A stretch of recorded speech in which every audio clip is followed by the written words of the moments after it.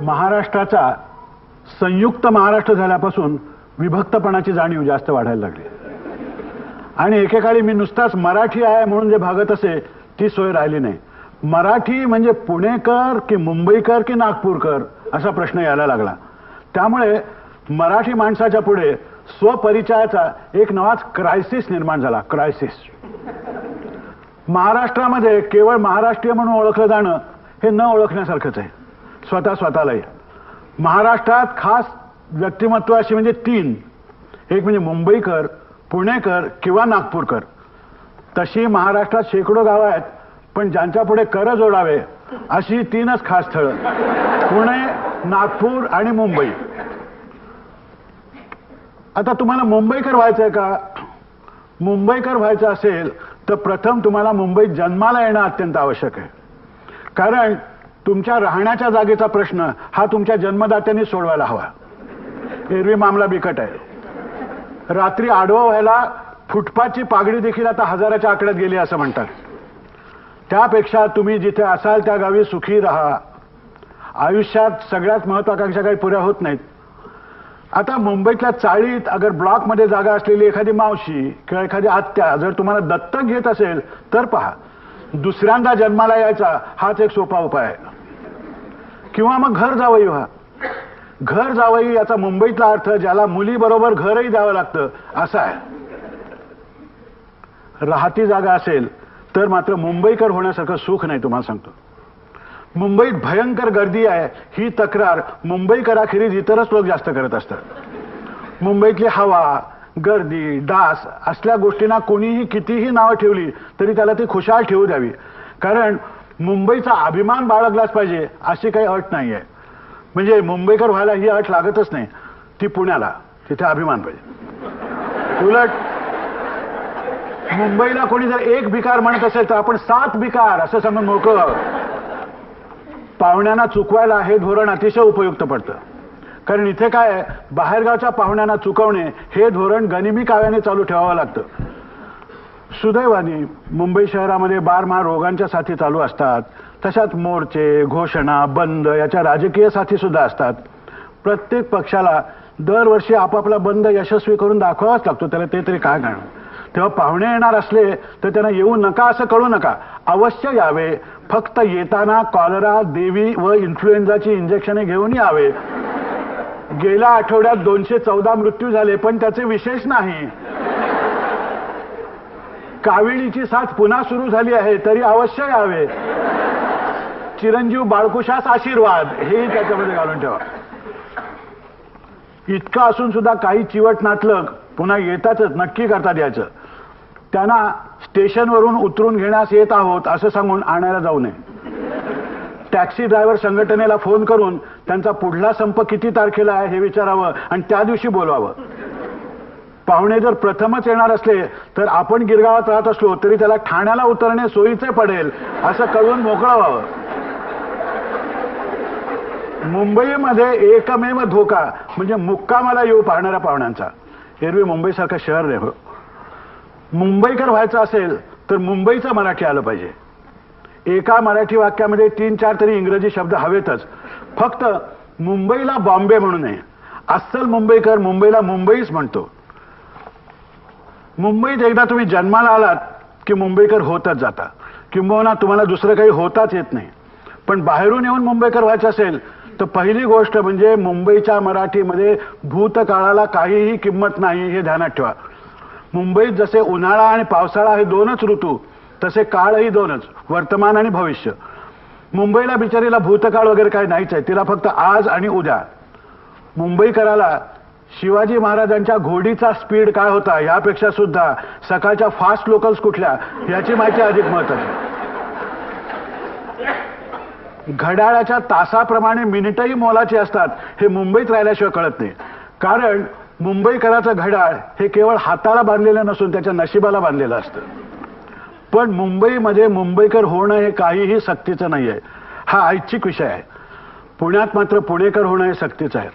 घड्याळ आणि गर्दी यांच्याशी जुळवलं आणि चाळीत जर राहत असलात तर 40 बिराडात मिळून एक अशा संडासापुढे शांत चित्ताने वाट पाहण्याची अशी जर तुम्ही योग साधना केलीत की माणूस मुंबईकर झालाच.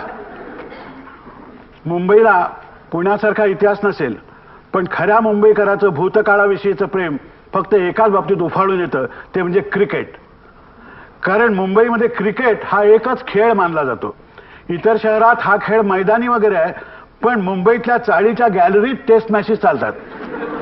शिवाय क्रिकेट समजायला हातात बॅट बॉल घेतलाच पाहिजे अशी काही अट वगैरे नाही, ही समजूत अगदी चुकीची आहे. क्रिकेट हा मुख्यतः खेळण्याचा विषय नसून बोलण्याचा आहे, हे लक्षात ठेवायला पाहिजे. इथे मात्र क्रिकेटच्या इतिहासामध्ये तयार असणं अतिशय आवश्यक आहे. अस्सल मुंबईकर, अहो ती पानिपतची लढाई म्हणतात ती पुण्यात कुठेशी झाली हो? हा प्रश्न विचारून एखाद्या अस्सल पुणेकराला फेफरं आणील, पण त्याला क्रिकेटचा इतिहास विचारा. एखाद्या पुणेकरांनी बाजीराव, सवाई माधवराव, त्रिंबकजी डेंगळे वगैरे नावं फेकावीत ना, तसे पी विठ्ठल, सी.के. नायडू, विजय मर्चंट इथपासून नावं फेकत फेकत वाडेकर, सोलकर, आपला गावस्कर इथपर्यंत हा म्हणता सगळेजण येऊन पोहोचतात. तेव्हा मुंबईकर व्हायचं असेल तर हर हर ती पेशवाई गेली आणि ब्रह्मविद्या गेली, ह्या थाटामध्ये हर हर त्या क्वाड्रँग्युलर्स गेल्या आणि क्रिकेट खल्लास झाला, हे वाक्य म्हणावं लागेल. अस्सल मुंबईकराचा आणि इंग्रजाचा खरा ऋणानुबंध होता. कारण मुंबईवरती मुसलमान किंवा मराठे यापैकी कोणाचंच राज्य नव्हतं. एक तर मुंबईच नव्हती, ती मुंबई झाली साहेब आल्यानंतर. त्यामुळे मुंबईचे पहिले आणि अखेरचे राजे हे इंग्रजच. टिळक, गांधी वगैरे मुंबई बाहेरच्या लोकांनी उगीच मुंबईकर आणि साहेब यांचे संबंध बिघडवले. अस्सल मुंबईकराला फोर्ट मधल्या जुन्या इमारती पाहून साहेबाच्या आठवणीने असे भडभडून येतं, काय साहेब होतात. मुंबई ही मुंबईला मुंबई म्हणणाऱ्यांचीच, मुंबई बाहेरून आलेल्या मराठी लोकांनी मुंबईची मराठी भाषा बिघडवली. अहो चाय पिली असं म्हणायच्या ऐवजी चहा घेतला म्हणायला लागले. काय तात्पर्य, पेशवे आणि टांगे गेले तरी पुण्याचं पुणेरी पण सुटलं नाही, पण मुंबईची ट्राम गेली आणि अस्सल मुंबईकर अगदी हरवला. साली निदान साली ती 6 नंबरची ट्राम तरी ठेवायला पाहिजे होती. ह्या उद्गारामागचा जो काही कळवळा आहे ना, तो नव्या मुंबईकराला कळणार नाही. आता तुम्हाला पुणेकर व्हायचं आहे का? जरूर व्हा, आमचं काही म्हणणं नाही. पण मुख्य सल्ला असा की पुन्हा विचार करा. अगदी आग्रहच असेल तर मात्र कंबर कसून तयारी केली पाहिजे. आणि एकदा तयारी झाली की मग त्याच्यासारखी मजा नाही, तुम्हाला सांगतो. पहिली गोष्ट म्हणजे कसलाही न्यूनगंड बाळगू नका आणि प्रत्येक बाबतीमध्ये मतभेद व्यक्त करायला शिका.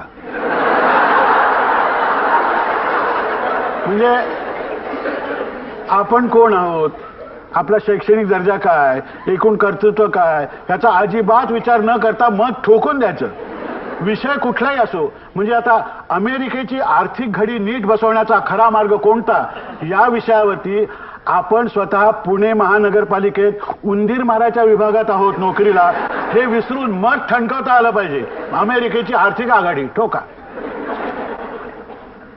दिवसातून एकदा तरी पूर्वीचं पुणे राहिलं नाही, पूर्वीचं पुणे राहिलं नाही हे म्हणायलाच पाहिजे. हे वाक्य म्हणायला वयाची अट नाही. इथे म्हणजे 10 वर्षाचा मुलगा सुद्धा 40शीच्या अनुभवाचं गाठोडं असल्यासारखं ते 4 चौघापुढे उघडत असतो. त्यामुळे शाळेला आमच्या वेळी हे असलं नव्हतं हे वाक्य कॉलेज, कचेरी, ओंकारेश्वर, पेन्शनर मारुतीची टेकडी, मंडई आणि शिशुविहार कुठेही ऐकायला मिळेल. आमच्या वेळी तसं नव्हतं. मराठी भाषेच्या अनेक बोली आहेत, त्यात शुद्ध मराठी या नावाची एक पुणेरी बोली आहे. आता ह्या बोलीमध्ये व्यासपीठावरची पुणेरी, घरातली पुणेरी, दुकानदाराची पुणेरी यातला फरक नीट समजावून घ्यायला पाहिजे. आता खाजगी पुणेरी बोलीभाषा आणि जाहीर बोलीभाषा यातल्या फरकाचं एक उदाहरण पहा. अशी कल्पना करा की कोणीतरी एक प्राध्यापक भांबुर्डेकर हे प्राध्यापक येरकुंडकराबद्दल स्वतःच्या घरी बोलतायत. बोंबला, या येरकुंडवार शास्त्राचा सत्कार, याला येरकुंडकराचा सत्कार म्हणजे कमाल झाली. वाचक जोड्याने मारायला हवा याला. ऋग्वेदाचं भाषांतर म्हणे, कमाल आहे. अहो ऋग्वेदाचा बट्ट्या बोळ आणि ह्यांना चायला सरकारी अनुदान 50-50 हजार रुपये. पुणेरी मराठीतून संताप व्यक्त करायला दुसऱ्याला मिळालेले पैसे हा एक भाषिक वैशिष्ट्याचा नमुना म्हणून करायला. ओढा लेको पैसे, करा चैन, खा रोज शिकरण खा, मटार उसळ खा. अगदी चैनीची परमावधी पुणेरी मराठी तिथेच संपते, शिकरण मटार उसळ वगैरे. अहो अहो चक्क 20-20 रुपये मिळवले हे वाक्य 20-20 लाख मिळवले असल्या आयटीत उच्चारावं. आणि ह्यांचा म्हणे सत्कार करा, ह्यांना श्रीफल द्या.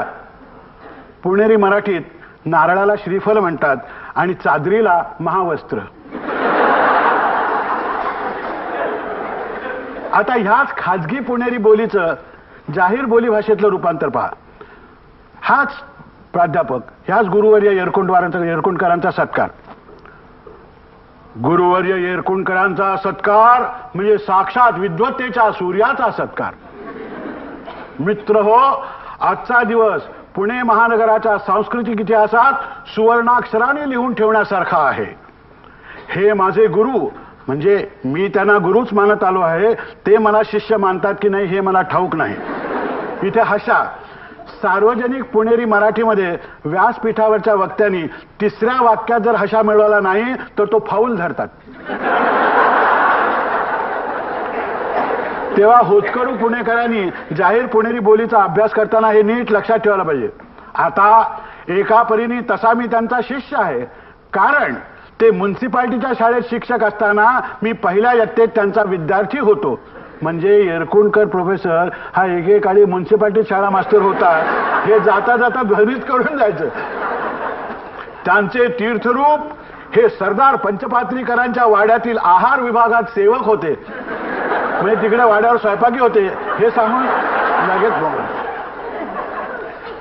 असो, अत्यंत दारिद्र्यात बालपण घालवल्यानंतर आता अरण्येश्वर कॉलनीतल्या आपल्या प्रशस्त बंगल्यात राहताना प्राध्यापक येरकुंडकरांना किती धन्यता वाटत असेल. म्हणजे विद्वत्तेच्या नावावर पैसा कसा ओढला बघा, हे आलं त्याच्यामध्ये.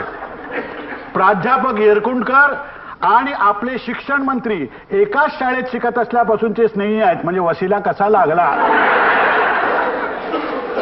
सार्वजनिक पुणेकर व्हायचं असेल तर जाहीर पुणेरी मराठीचा खूप बारकाईने अभ्यास करावा लागेल.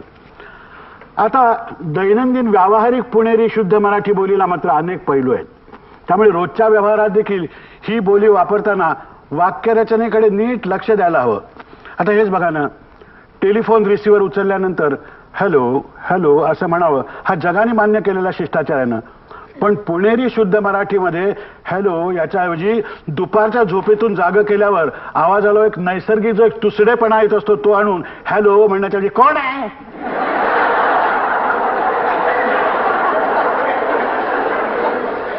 असं वस्कन ओरडायचं. म्हणजे टेलिफोन करण्याप्रमाणे ऐकण्यालाही जर पैसे पडले असते तर माणूस जसा वैतागला असतो तसा वैताग असेल. मग तिकडून विचारतो कोणीतरी, जरा प्लीज गोखल्यांना बोलवता का, असं विचारलं की पुण्याबाहेरचे तुम्ही आहात हे पुणेरी पोर देखील ओळखेल. त्याच्याऐवजी गोखल्यांना बोलवा असा इथून हुकूम सोडायचा. मग पलीकडून आवाज येतो, अहो इथे 10 गोखले आहेत, त्यातला कुठला हवाय, तो कितवा तो मला काय ठाऊक, LIC झोपा काढायला जातो ना त्याला बोलवा.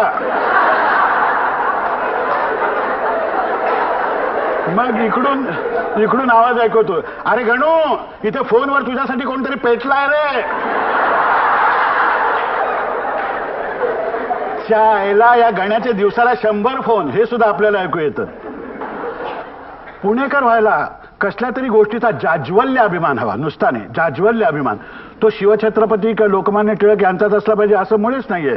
म्हणजे आपल्या आळीचा गणपती विसर्जनाच्या दिवशी रांकेत कितवा जावा इथपासून पुणेरी गावरान शेंग यापर्यंत कुठल्याही गोष्टीचा असला तरी चालेल, पण जाज्वल्य अभिमान पाहिजे. तर मतभेद व्यक्त करायला ह्या जाज्वल्य अभिमानाची फार मदत होते. म्हणजे मग टिळक पुण्यतिथीच्या दिवशी आगरकरांच्या विषयीचा जाज्वल्य अभिमान, क्रिकेटच्या टेस्ट मॅचच्या वेळेला देशी खेळांचा जाज्वल्य अभिमान, अशी त्या त्या अभिमानांची चांगली वाटणी करता येते आपल्याला. आपला मतभेद केवळ खाजगीमध्ये व्यक्त करून पुण्याचं संपूर्ण नागरिकत्व कधीही मिळत नाही.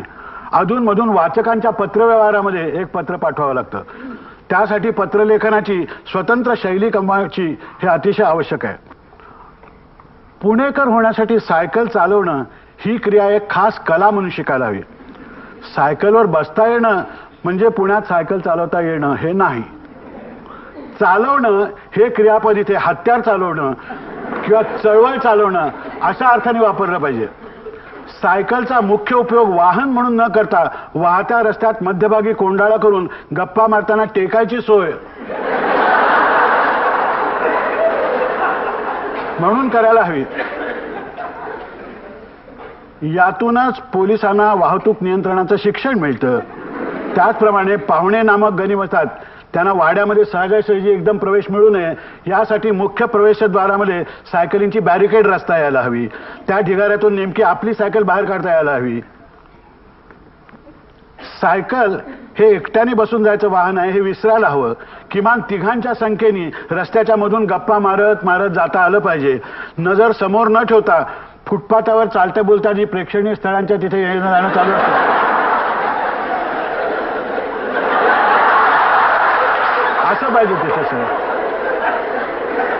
सायकलला घंटी दिवा ब्रेक वगैरे असणं हे म्हणजे भ्याडपणाचं लक्षण आहे. अशा रीतीने पुणेकर होण्यातल्या प्रथमा द्वितीया वगैरे परीक्षा उत्तीर्ण होत होत सार्वजनिक पुणेकर होण्याची पहिली पायरी म्हणजे कुठल्या तरी संस्थेच्या कार्यकारी मंडळामध्ये तिथे शिरायची धडपड चालू ठेवायची. उगीच काहीतरी श्रीमंत दुसरे बाजीराव साहेब यांचे शुद्ध लेखन किंवा बाजरीवरील कीड असल्या फालतू व्याख्यानांना जाऊन सुद्धा हजेरी लावायची आणि व्याख्यानानंतर त्या व्याख्यात्याला भेटून या विषयावरती एकदा आपल्याशी चर्चा करायची आहे असं चार चौघात म्हणून टाकायचं. हा म्हणता आपण खाजगी पुणेकरातून सार्वजनिक पुणेकर होऊन जाल. आता पुण्यात राहून दुकान वगैरे चालवायची इच्छा असेल तर पुणेरी मराठी बोलीचा म्हणजे फारच अभ्यास वाढवावा लागेल. तरच किमान शब्दामध्ये गिरायकाचा कमाल अपमान करता येईल. ती भाषा आली पाहिजे. कारण पुण्यात दुकान चालवणे हे सायकल चालवणे या अर्थी चालवणे आहे.